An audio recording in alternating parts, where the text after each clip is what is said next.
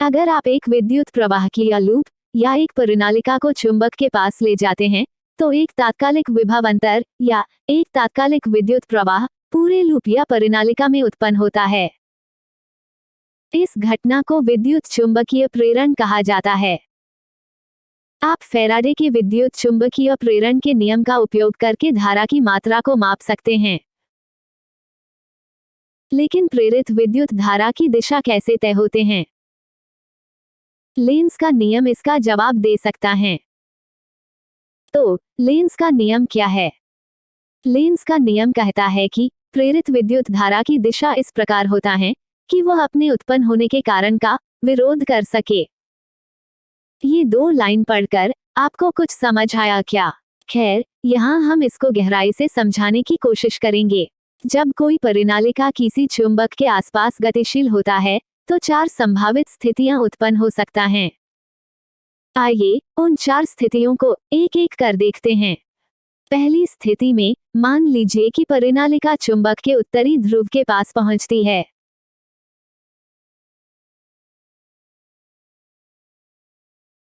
हमारी दूसरी स्थिति में परिनालिका चुंबक के उत्तरी ध्रुव से दूर चली जाती है।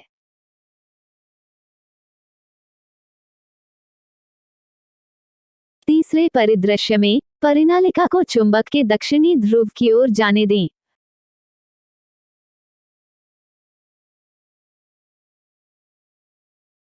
और चौथे और अंतिम परिदृश्य में परिनालिका चुंबक के दक्षिणी ध्रुव से दूर चली जाती है।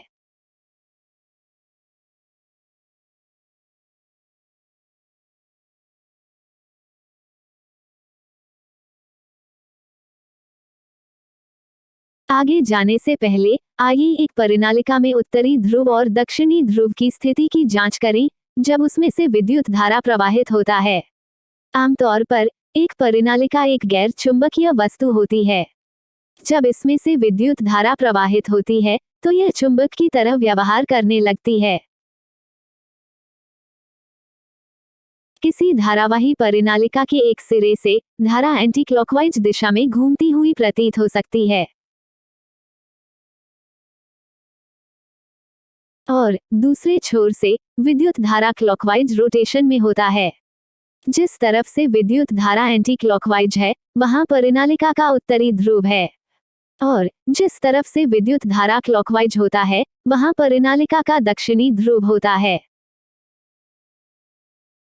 ठीक है, हमने ध्रुवों की स्थिति सीख लिए है।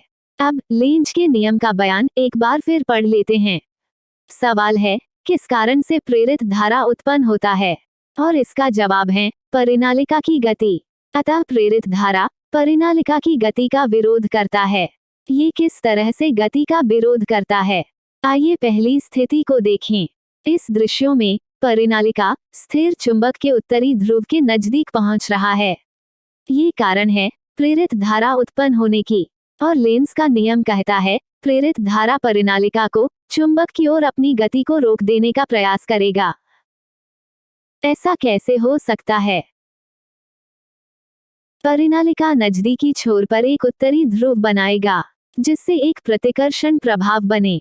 यह एंटी क्लॉकवाइज दिशा में विद्युत धारा उत्पन्न करेगा ताकि परिनालिका के नजदीकी छोर में एक उत्तरी ध्रुव उत्पन्न हो सके और स्थिर चुंबक के उत्तरी ध्रुव इसको प्रतिकर्षित कर सके। इस तरह से प्रेरित धारा उत्पन्न होने के कारण का यानी परिनालिका की अगुवाई गति का विरोध करता है।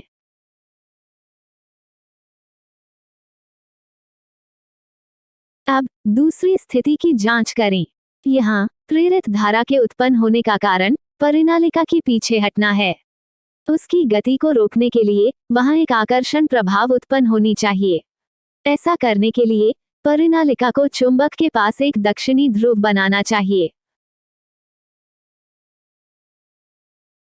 इसलिए इस अवसर पर विद्युत धारा को दक्षिणावर्त दिशा में यानी घड़ी की कांटे के दिशाओं में होना चाहिए।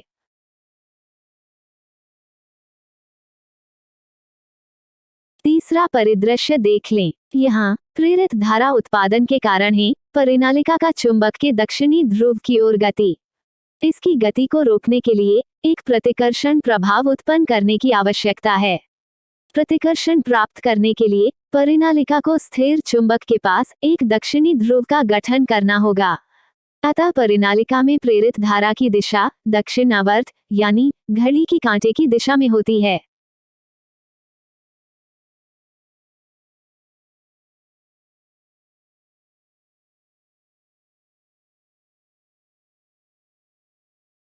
अब यह आपके लिए एक सवाल है।